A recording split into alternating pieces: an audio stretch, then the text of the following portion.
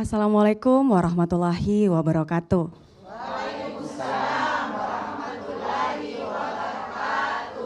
Pemirsa TVRI Sulawesi Tenggara, kembali lagi bersama saya Putri Aningsih dalam acara kita hari ini, Oase Islam Syiarnya Sejukan Hati.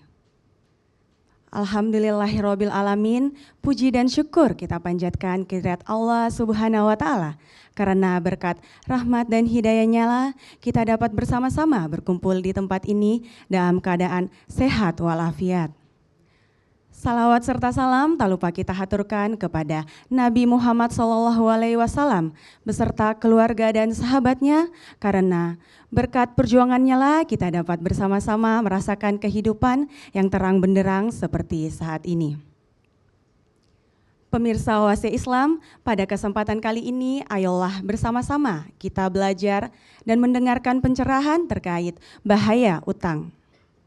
Tema ini sangat relevan di kehidupan modern kita seperti saat ini. Karena dengan adanya komunikasi dan kita dapat mengakses informasi dengan begitu cepat, dapat membuat kita mengetahui adanya pinjaman-pinjaman berupa pinjaman kartu kredit, pinjaman perbankan, ataupun pinjaman online lainnya.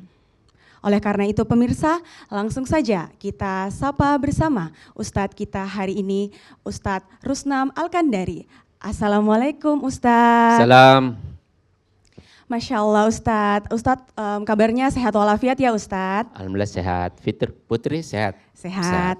Pemirsa Oase Islam, di tengah-tengah kita telah hadir ibu-ibu yang cantik dan soleha, ibu-ibu BKMT Provinsi Sulawesi Tenggara. Assalamualaikum ibu-ibu.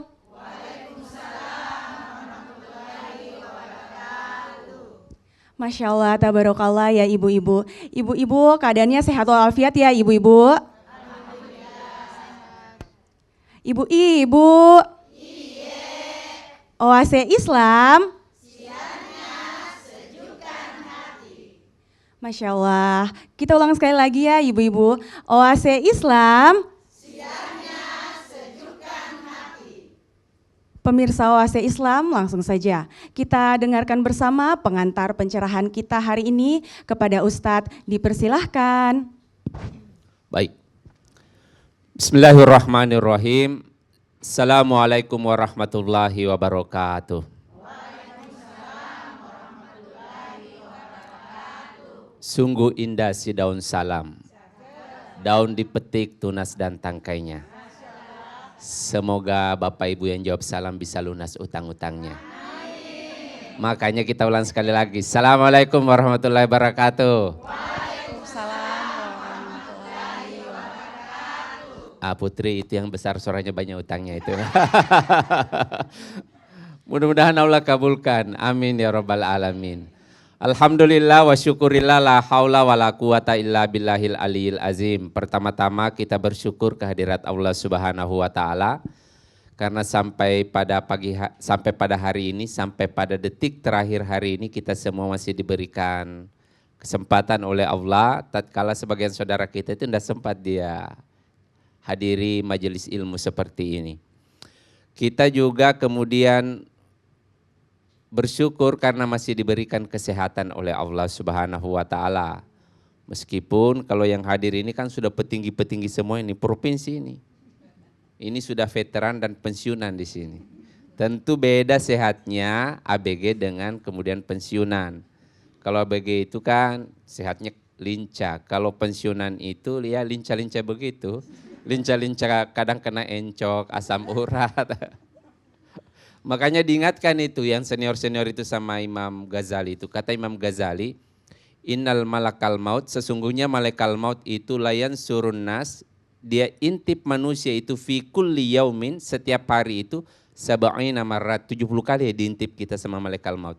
Oh masih ada Ibu Erni di situ, oh masih ada Ibu Hajian di Beses itu, masih aja diintip-intip. Tapi kalau sudah senior itu tidak diintip media. Kayak ibu-ibu ini tidak diintip, diikuti dari belakang. Makanya hati-hati terpeleset itu, langsung diambil itu. Artinya bahwa semakin senior itu, semakin mapan, harusnya orientasinya sudah semakin kuat ke akhiratnya. Ibu-ibu sekalian, kita juga bersalawat kepada junjungan kita Nabi besar Muhammad Sallallahu Alaihi Wasallam. Allahumma salli wa barik ala Muhammad. Tema kita tentang akhtarud dain atau bahaya utang. Di dalam surat Al-Baqarah 280 itu Allah bilang begini. Wa in kana zu usratin. Sekiranya orang yang berutang itu kau lihat dia payah, fanaziratun ila maisarah. Kalau bisa kasih lagi kelonggaran.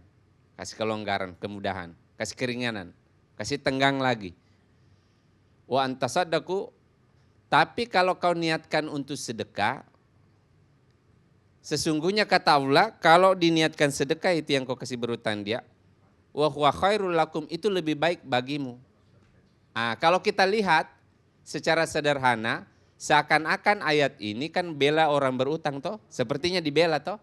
Padahal kalau kita buka tafsirnya justru ayat ini mengingatkan kita tentang pentingnya kita berhati-hati dalam berutang. Makanya kalau ada orang mau berutang itu, ada orang mau berutang, terutama orang terdekat, saudara atau kemudian sahabat. Maka ayat ini yang dipakai. Ayat ini yang dipakai. Dikasih kelonggaran. Bahkan ulama mengatakan kalau saudaramu atau sahabat dekatmu itu yang mau pinjam utang, kalau bisa itu uang yang kau kasih pinjam, uang yang kau memang kalau dia hilang itu tidak bertengkar kau dengan suamimu, dengan istrimu. Uang hilang memang, uang makan-makanmu memang sehari-hari. Kalau saudara atau teman yang mau pinjam. Karena kalau kemudian posisinya digeser ke ayat yang lain, mau dicatatkan ini utang piutang, mau dicatatkan, berarti berlaku hukum muamalah murni, ada perdatanya nanti di situ, dicatat. Pakaikan kemudian surat perjanjian, ya toh? Maka kalau bisa kasih pinjam seperti itu, pelukan memang dengan temanmu itu, dengan saudaramu, karena bisa jadi itu pelukan terakhirmu itu sebelum kamu rambak ke bombe. Makanya hati-hati itu. Sehingga Al-Quran mengisyaratkan kalau bisa uang yang kau pinjamkan teman dekatmu atau sahabatmu itu uang hilang. Makanya jangan juga mudah-mudahkan orang pinjam uang. Tidak boleh memudah-mudahkan itu. Apalagi misalnya ada teman tuh biasa kan bestinya kita itu. Kalau pinjam uang, boy semangat itu. Telepon kita. Kalau kemudian dia bilang begini, insya Allah besok saya kasih kembali. Besok pagi. Kalau mau pinjam uang baru besok pagi mau kasih kembali, panggil saja sini kau dulu. Sini kita pergi makan di warung. Setelah itu kau pulang tidur, tunggu besok pagi itu uangmu itu yang mau kau bayarkan saya.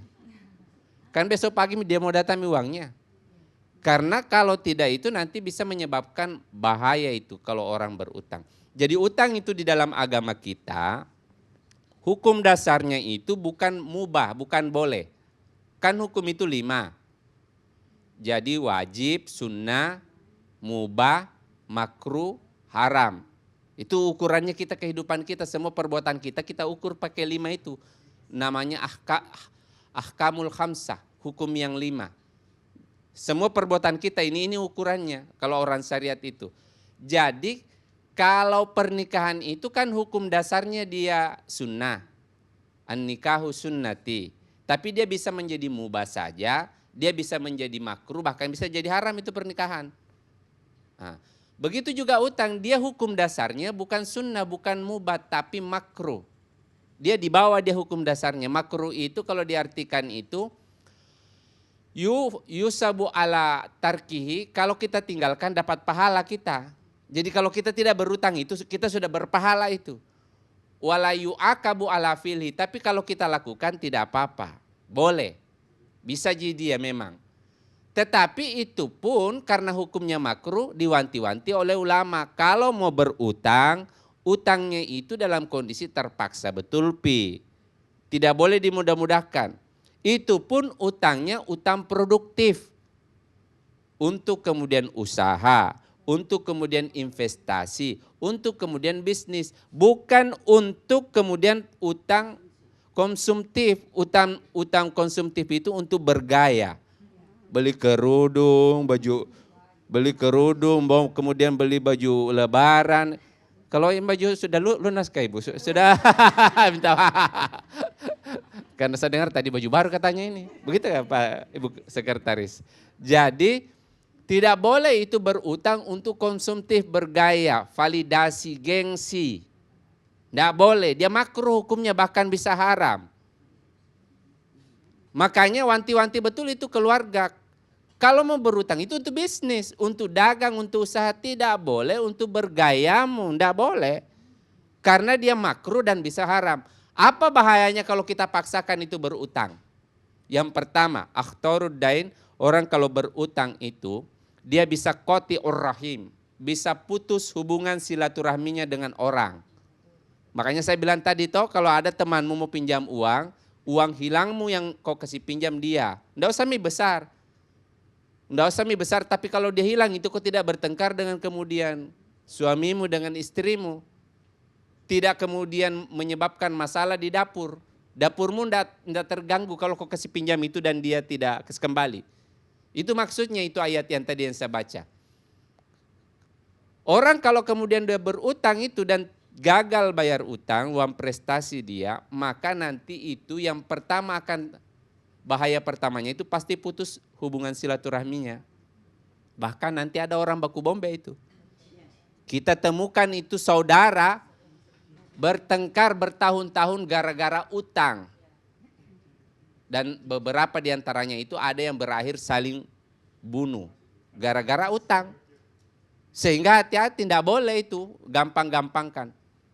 Saya ulang sekali lagi, tidak boleh untuk bergaya, validasi, mau dibilang gengsi-gengsian. Pakai yang kita mampu pakai itu. Karena itu kemudian bagian dari perintah agama. Jadi saya ingatkan ini pemirsa Oasis Islam dimanapun Anda berada. Kalau ada orang, kau butuh uang dan dia kasih pinjam kau. Itu orang temanmu. Dan tidak ada bunganya. Tidak ada juga jangka waktunya kau kasih kembali. Setelah ziarah kubur, cium tangannya mamamu, kau cium tangannya itu.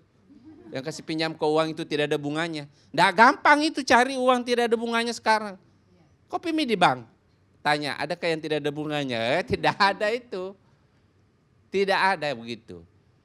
Dan hormati itu kalau ada yang bantu kita begitu. Ketika kamu jatuh dia datang itu, dia rangkul kamu, itu malaikatmu itu. Yang kedua, bahaya utang itu yang kedua, karena utang itu wisolul ilal ismi. Utang itu dia ini tangga, sarana bisa menuju ke dosa. Itulah kenapa Nabi Muhammad itu selalu berdoa itu pagi sore itu. Allahumma inni a'udzubika minal ma'sami wal magrami. Ya Allah, saya berlindung dari dosa dan kemudian utang. Itu sahabat dia heran, kenapa Nabi ada terus utang, dia bahas ini. Sahabat tanya, ya Rasulullah, kalau dosa kami mengerti, kenapa kau takut sama dosa, tapi kenapa utang? Kan tidak haram ji itu utang, berutang. Kata Nabi, itu utang belum berdosa, tapi dia nanti itu bisa mengantarkan ke dosa. Orang kalau rajin berutang, hobi berutang, ada kan orang hobi berutang. Hampir semua di warung ada semua namanya di situ. Wah. Orang kalau kemudian itu kata Nabi, orang kalau rajin berutang itu biasanya dosa pertama yang muncul itu al-kazab, pembohong. Orang kalau berutang itu, hobi berutang itu biasanya juga biar dia jujur akhirnya jadi pembohong itu. Jadi pembohong itu. Baru kalau dia berbohong, itu dia kadang kemudian dia libatkan Tuhan, dia kambing hitamkan Tuhan. Dia sudah tahu tidak bisa dia bayar besok. Dia bilang insya Allah besok, insya Allah. Pakai nama Tuhan dia bilang besok, insya Allah besok. Padahal dia sudah tahu tidak akan saya bayar ini. Tinggal besok lagi cari-carikan, lari-larikan tahu di mana lagi kita pi sembunyi, di keluarga mana lagi kita pi mengungsi. Karena itu tukang berutang itu kan suka lari-lari itu. Suka lari-lari, kadang bermalam di rumahnya kakaknya, di rumahnya adenya, di rumahnya sepupunya. Larikan penagih. Sembunyi itu. Jadi utang itu dia bisa kemudian menarik itu dosa yang lain. Kita jadi pembohong itu kalau kita kuat berutang. Dosa kedua yang dia tarik orang kalau berutang itu al-khianat. Biasanya orang kalau suka berutang itu pengkhianat juga. Hati-hati kita itu. Orang kalau suka berutang itu biasanya itu pengkhianat juga. Dia bisa kemudian tidak amanah orangnya itu kalau orang berutang. Tidak amanah. Makanya kalau orang suka berutang itu tidak boleh dia jabatannya ketua, sekretaris, apalagi bendahara, bahwa tidak boleh. Tidak boleh itu. Tidak boleh bendahara BKMT provinsi itu suka berutang, tidak boleh, bahaya itu. Bangkrut. Bangkrut organisasi itu. Kalau kemudian dia ini suka berutang, karena muncul sifat yang berikutnya yang jahat itu, dia suka berkhianat. Makanya nantinya wanti-wanti. Dan yang terakhir, bahaya utang yang terakhir, utang itu bisa kemudian menyebabkan orang batalul syahid, dibatalkan mati syahidnya. Ibu-ibu kan ini mudah sekali mati syahid dibandingkan laki-laki. Kalau laki-laki harus pergi berperang, ibu mati melahirkan, mati syahid. Mati kemudian menjaga anak, mati syahid. Gampang sekali ibu-ibu itu. Tapi kemudian bahayanya karena banyak ibu-ibu suka berutang, banyak ibu-ibu nanti yang dibatalkan mati syahidnya. Itulah kenapa Nabi pernah mau sholati orang mati, ditahan sama mereka, jangan ada utangnya itu. Ditahan dia. Orang kalau kemudian mati meninggalkan utang, Nabi tidak sholati dia. Nabi mengatakan, kullu nafsin, setiap jiwa itu muta'allakun, dia tergantung. Dia di penjara, bidainin, dengan utangnya. Masya Allah Ustadz atas pencerahannya ya. Salah satunya tadi kita dapat petik bersama bahwasanya dapat memutuskan silaturahmi, dapat mengantarkan kita ke dosa-dosa yang lain, salah satunya kesombongan, tidak bertanggung jawab juga ya. Pemirsa Oase Islam tetap bersama kami, kita akan kembali setelah yang satu ini. Oase Islam, syiarnya.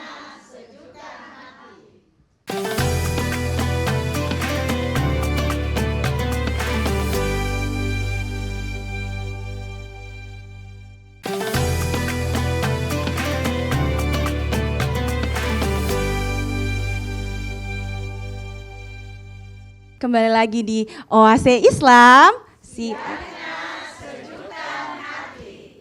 Ibu-ibu, Oase Islam, syiarnya sejuta hati. Masya Allah, tabarakallah ibu-ibu sampai saat ini.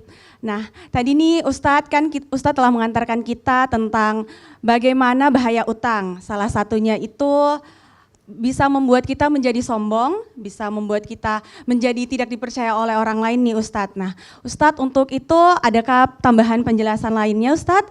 Nanti kita langsung ke tanya jawab mungkin dengan ibu-ibu. Kayaknya ibu-ibu ada yang mau bertanya itu. Pemirsa Oase Islam, pada segmen kali ini kita akan buka sesi tanya jawab. Untuk ibu-ibu yang ingin bertanya, dipersilahkan. Terima kasih. Ustaz, bisa bertanya? Bisa toh. Alhamdulillah. Assalamualaikum warahmatullahi wabarakatuh. Assalamualaikum warahmatullahi wabarakatuh. Iya, nama saya Safrida. Saya ingin bertanya Ustaz. Iya. Ada kasus seorang yang berutang di kios. Berutang di kios itu beli beras sudah sekitar 10 tahunan. Sudah sekitar 10 tahunan.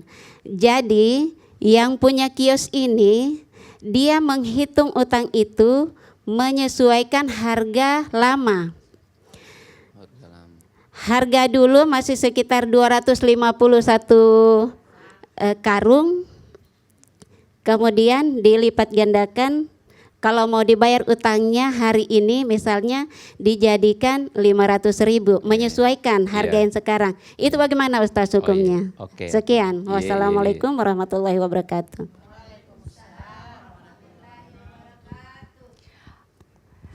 Baik pemirsa, untuk pertanyaan kedua kita persilahkan Ibu. Terima kasih. Assalamualaikum warahmatullahi wabarakatuh. Salam. Bisa Ji kita bertanya Pak Ustadz? Bisa Ji. Alhamdulillah. Nama saya Haja Asdianawati. Yang ingin saya tanyakan Pak Ustadz, nih ada kasus juga bahwa ada seorang ibu suami istri yang telah meninggal dunia. Kira-kira sudah lebih daripada 20 tahun. Ya. Nah, setelah sekian lama, selama ini kan keluarganya tidak tahu kalau ternyata almarhum dan almarhumah ini punya hutang. Punya hutang. Jadi setelah sekian baru diketahui oleh anaknya bahwa oh ternyata ibu bapakku ini ada utangnya. Nah, pada saat dibayarkan itu setelah 20 tahun kemudian, apakah juga disesuaikan nilai utang? Misalkan waktu itu dia ngambilnya 1 juta. 1 juta. Terus pada saat 20 tahun kemudian mau dikembalikan itu, apakah juga kembali senilai 1 juta atau kita melebihkan dari jumlah itu?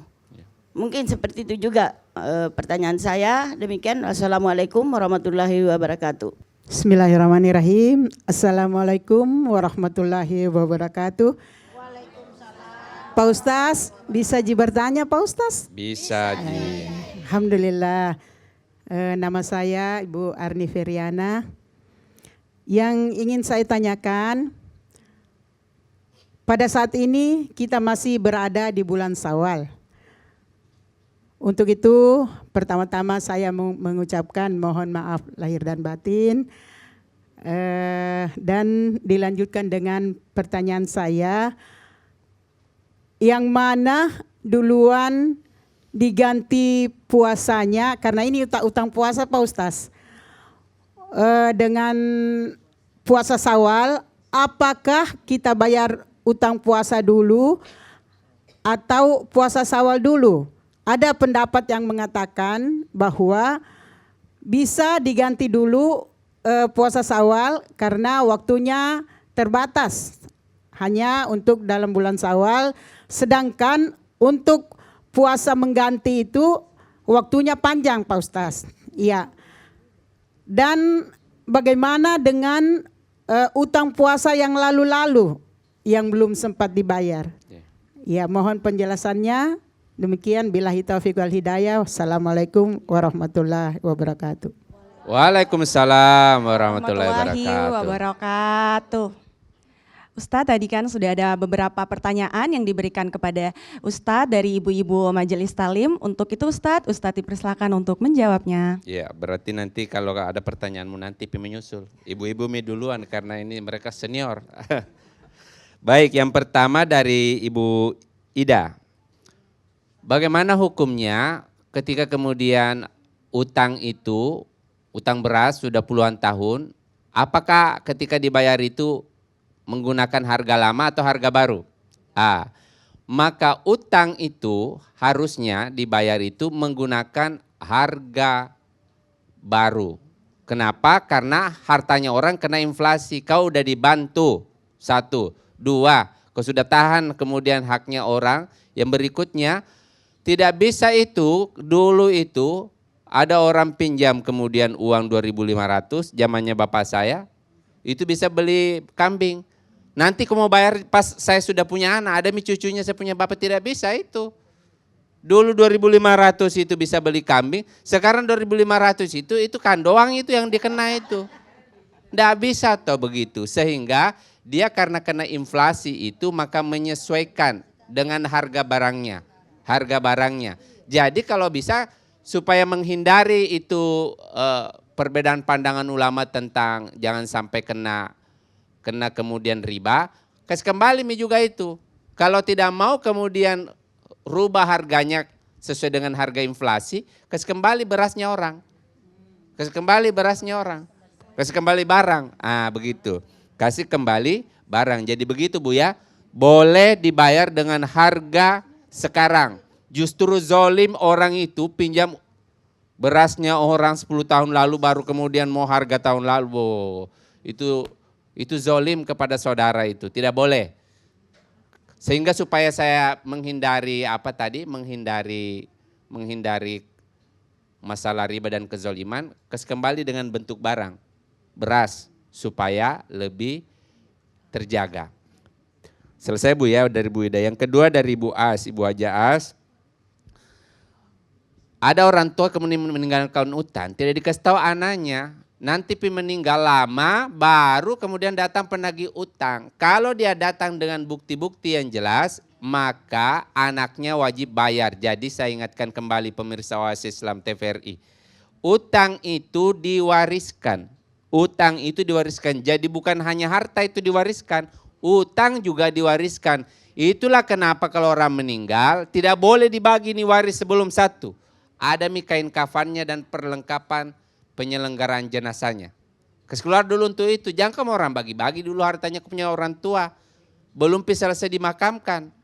Setelah itu ditanya dulu, ada tidak utangnya ini orang tuamu? Kasih keluar dulu itu. Jangan bagi-bagi warisan belum bayar utang. Tidak boleh. Yang ketiga, adakah wasiatnya bapakmu? Karena jangan sampai ada anak angkatnya, kan dia tidak kena warisan. Maka dia kalau ada wasiatnya dia bilang bapaknya, kasih juga ini anak angkatku ini karena anak kandungku dia tidak boleh rawat saya waktu sakit. Anak angkat yang ada itu kejadian. Anak kandung tidak berbakti ke orang tuanya, justru anak yang dipungut itu yang merawat orang tuanya. Maka dia ini dalam hukum Islam, dia dapat sepertiga, tidak boleh besar dari sepertiga. Sepertiga dari wasiat orang tuanya boleh dia dapat anak pungut, anak angkat. Makanya itu dulu selesaikan dulu kemudian.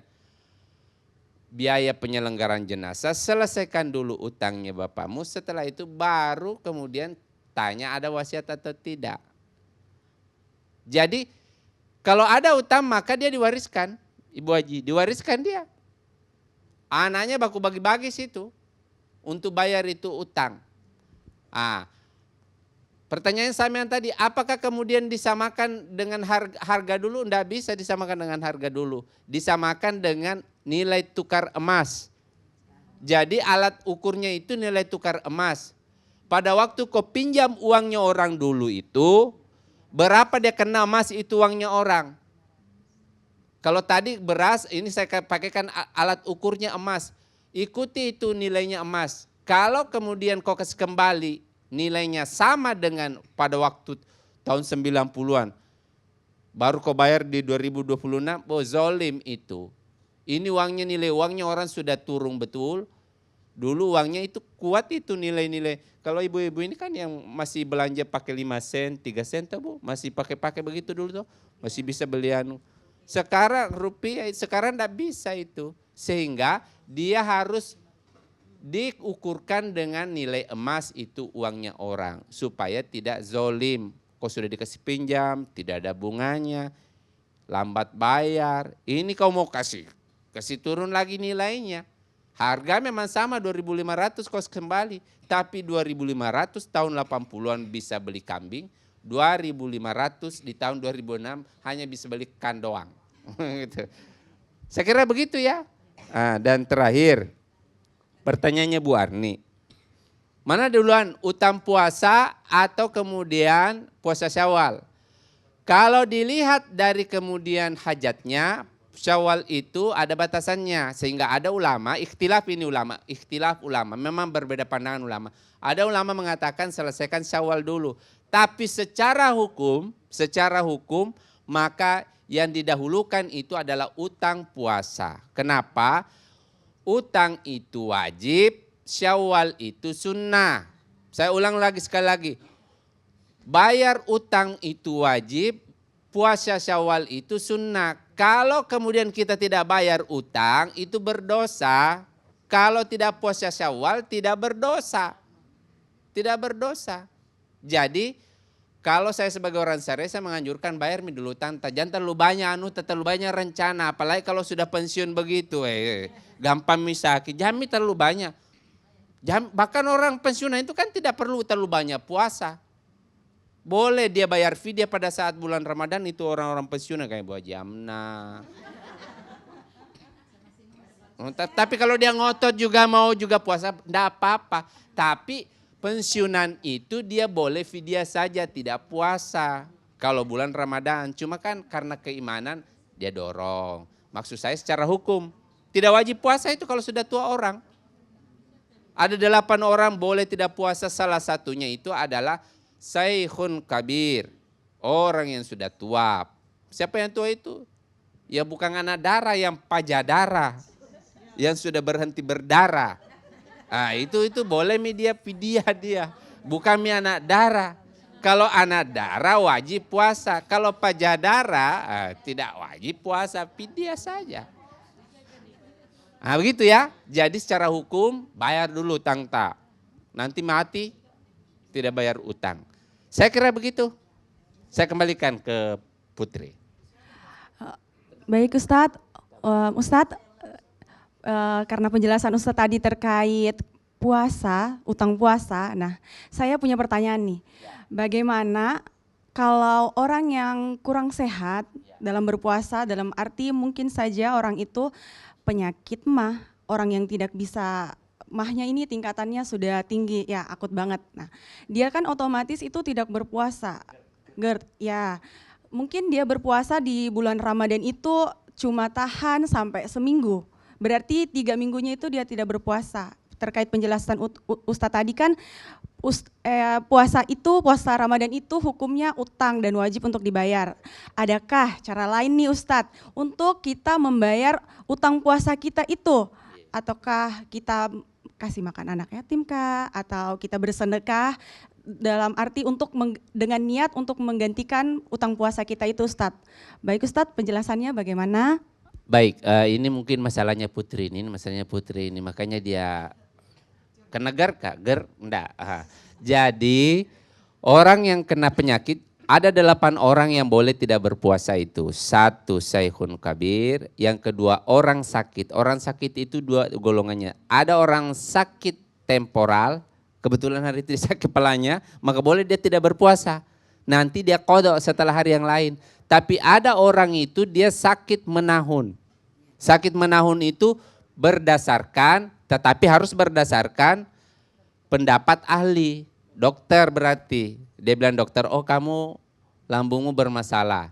Menurut dokter tidak puasa, maka orang ini sepanjang hidupnya boleh dia tidak berpuasa semampunya saja. 1 minggu, 2 minggu setelah itu dia nanti bukan qada, dia pindah ke fidyah dia.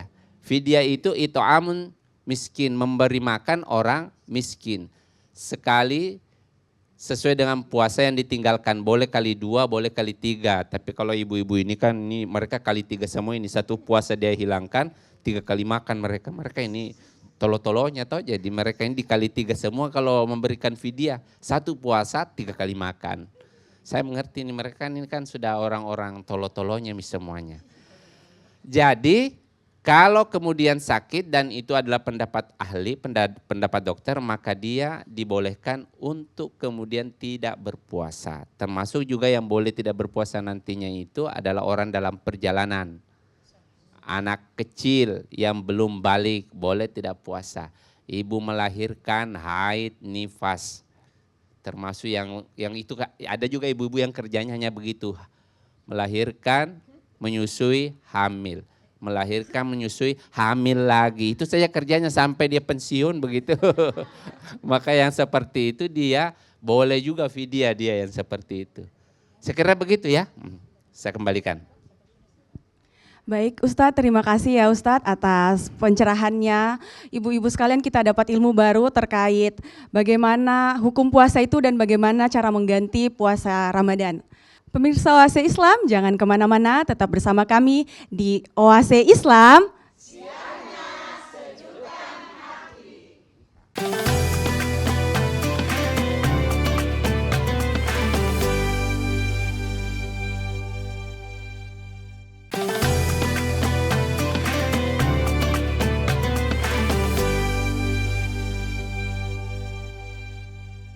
Kembali lagi di acara kesayangan kita, Oase Islam.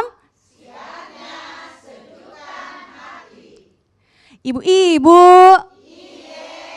Oase Islam. Siarnya sejukkan hati.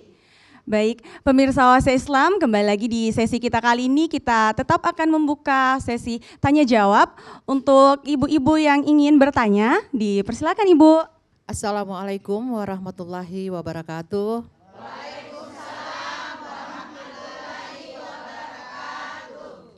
Pak Ustaz, bisa bertanya? Bisa. Alhamdulillah. Terima kasih, saya Haja Nur Hayati. Ingin bertanya tentang utang, salah satu utang. Tetapi ini Pak Ustaz utang di salah satu bank. Ada seseorang mengambil kredit di salah satu bank, dia menggunakan untuk ibadah umroh. Nah, pembayarannya ini pengembalian secara angsuran dalam waktu yang telah ditentukan. Setelah menjalani ibadah umroh, belum sempat kembali, di tengah perjalanan dia meninggal dunia. Nah, setelah meninggal dunia tentu karena di bank ini ada asuransi. Jadi biasanya itu diputihkan setelah peminjam itu meninggal dunia. Namun namanya utang, bagaimana hukumnya ini Pak Ustaz? Walaupun sudah diputihkan oleh bank tetapi namanya utang, apakah yang bersangkutan ini almarhum tetap mempunyai hukum utang nantinya di akhirat? Ya, barangkali itu pertanyaan saya. Terima kasih. Assalamualaikum warahmatullahi wabarakatuh. Assalamualaikum warahmatullahi wabarakatuh.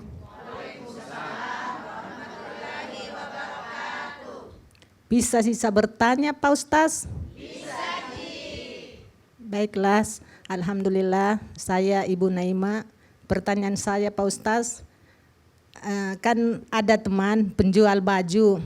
Tapi istilahnya kita datang sama dia, mau datang lihat-lihat, tapi dia bilang, ambil mie dulu, nanti bayarnya. Bagaimana itu hukumnya menurut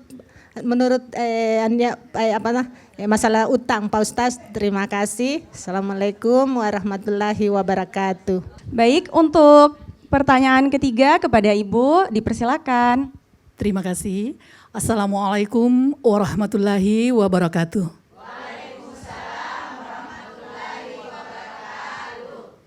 Bisa bertanya Pak Ustadz? Bisa Terima kasih. Maaf, nama saya Hasma. Ada kasus begini. Ada orang yang berutang sudah sekian lama, tapi entahlah apakah dia pura-pura lupa atau tidak. Jadi ini Pak Ustadz, saya hanya dengar dari orang yang tempatnya berutang ini. Tapi saya juga bingung, saya mau sampaikan ke yang bersangkutan, yang punya utang bagaimana, apakah etis saya sampaikan atau tidak. Karena bukan cuma satu orang tempatnya mengambil utang, ada beberapa orang dan seakan-akan awalnya dia membayar, tapi kelanjutannya itu dia sudah tidak bayar lagi. Entahlah apakah dia lupa atau tidak. Jadi orang tersebut menyampaikan kepada saya, nah bagaimanakah sikap saya Pak Ustadz terhadap orang yang berutang tersebut? Apakah saya sampaikan atau tidak? Terima kasih. Wassalamualaikum warahmatullahi wabarakatuh. Baik, untuk pertanyaan selanjutnya kepada Ibu, langsung saja dipersilahkan. Assalamualaikum warahmatullahi wabarakatuh.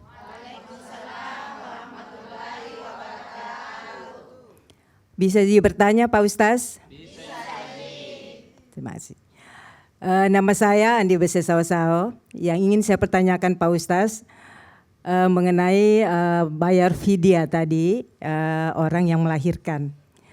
Yang selama ini kadang-kadang yang bayar fidyah ini, apakah setelah melahirkan itu bayar fidyah, apakah tidak perlu lagi diganti dengan bayar puasa? Artinya ini supaya jelas Pak Ustaz. Kadang-kadang ada orang sudah bayar fidyah, tidak mau lagi bayar puasa.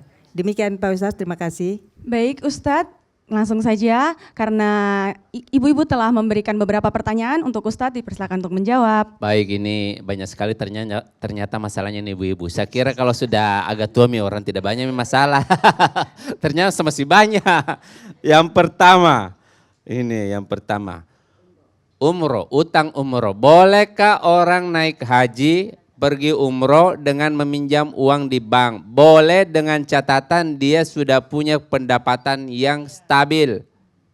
Pegawai negeri yang memang dia itu sudah memenuhi istito'ah namanya. Syarat naik haji pergi umroh itu istito'ah, mampu.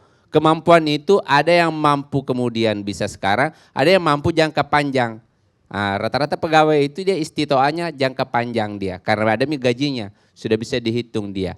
Lantas bagaimana kalau kemudian kasusnya seperti tadi, pergi umroh, pakai uang bank, kemudian meninggal. Apakah utangnya itu dia masih dihitung atau tidak? Hutangnya lunas, kenapa? Karena dia otomatis putih dia. Jadi kematian itu sudah ada akadnya di dalam kemudian perbankan. Ketika seseorang itu mati, maka mobilnya yang dia cicil, yang dibayarkan oleh bank atau utangnya yang lain itu dia putih karena dia masuk asuransi seperti itu. Jadi tidak ada utangnya Ibu Haji, aman itu. Siapa kayak Bu Haji? Saya kira Ibu Haji. Yang berikutnya, jadi tidak ada mutanya aman. Kalau keluarga itu sampaikan tidak usah media bayar, tidak bayar.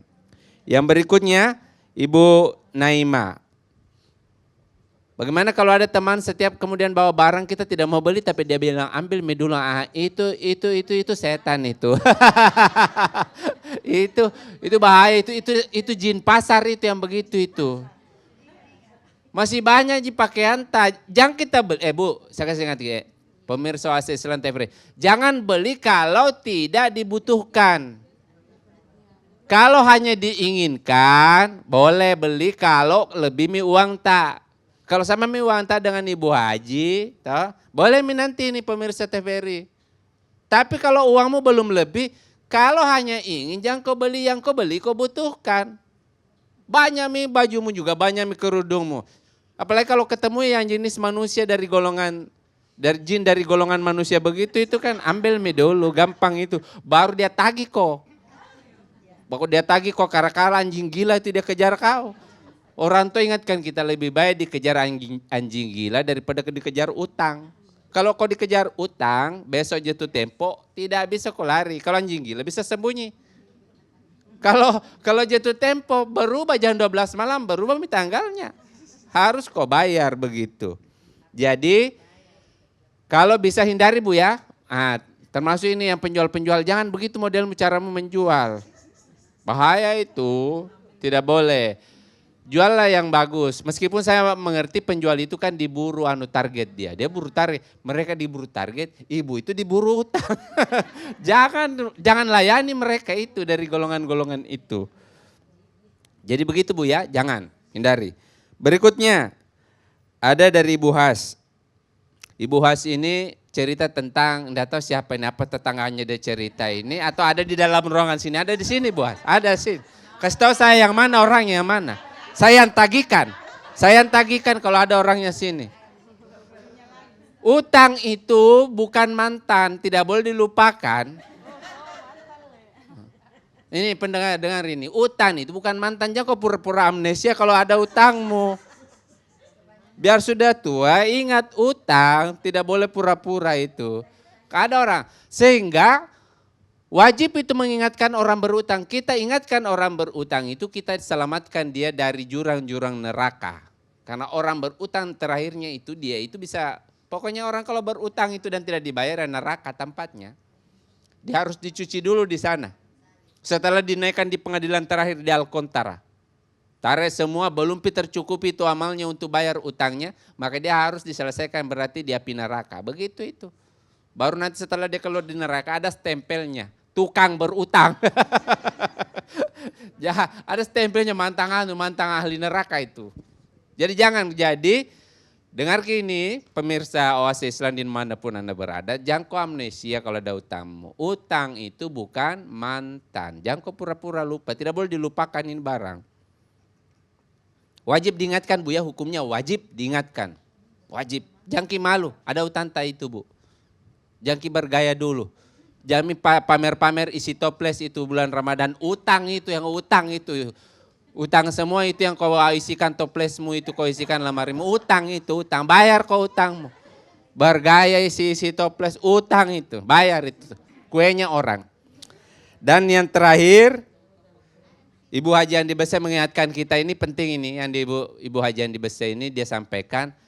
Bagaimana hukumnya orang kalau kemudian melahirkan? Apakah jadi ulama memang ikhtilaf. Ada ulama mengatakan kalau kemudian hamil haid melahirkan itu, dia itu kenanya fidyah dan kemudian bayar bayar utang itu fidyah dengan qadha. Ada memang pendapat yang seperti itu, tapi ada pendapat ulama yang ringan. Dia suruh pilih kau fidyah atau bayar utang. Saya selalu ambilkan yang mudah, Bu. Jadi kalau kau sudah fidyah jangan bayar utang. Apalagi nih ibu-ibu. Apalagi ibu-ibu ini yang kerjanya melahirkan tiap tahun. Tidak dia kasih bernafas kok suamimu. Kasih tahu suami kasih bernafas, pisah. Tunggu dulu. Hamil, menyusui, melahirkan. Hamil lagi, menyusui, melahirkan. Sampai capek minta orang posyandu, ibu lagi. Capek orang posyandu lihat ibu itu. Jadi yang kayak begitu fidyah saja, seperti itu. Saya kira begitu Ibu ya. Jadi ada memang pendapat yang agak berat, kita fidyah juga tapi nanti ganti. Tapi kalau yang kerjanya hamil-hamil, fidyah saja. Fidyah kasihan. Melahirkan anak banyak begitu. 2 anak saja itu berat, apalagi lewat 2 anak. Seperti itu melampaui beban negara. Saya kira begitu, mudah-mudahan kita semua bisa berhati-hati dalam berutang dan mudah-mudahan kita semua nanti mendapatkan keberkahan dalam kehidupan. Saya kembalikan kepada host kita. Baik, pemirsa Oase Islam, tak terasa ya pemirsa, kita telah berada di penghujung acara. Saya ucapkan terima kasih kepada Ustadz kita hari ini, Ustadz Rusman Arkandari. Dan saya Putri Yaningsi, pamit undur diri. Pemirsa Oase Islam,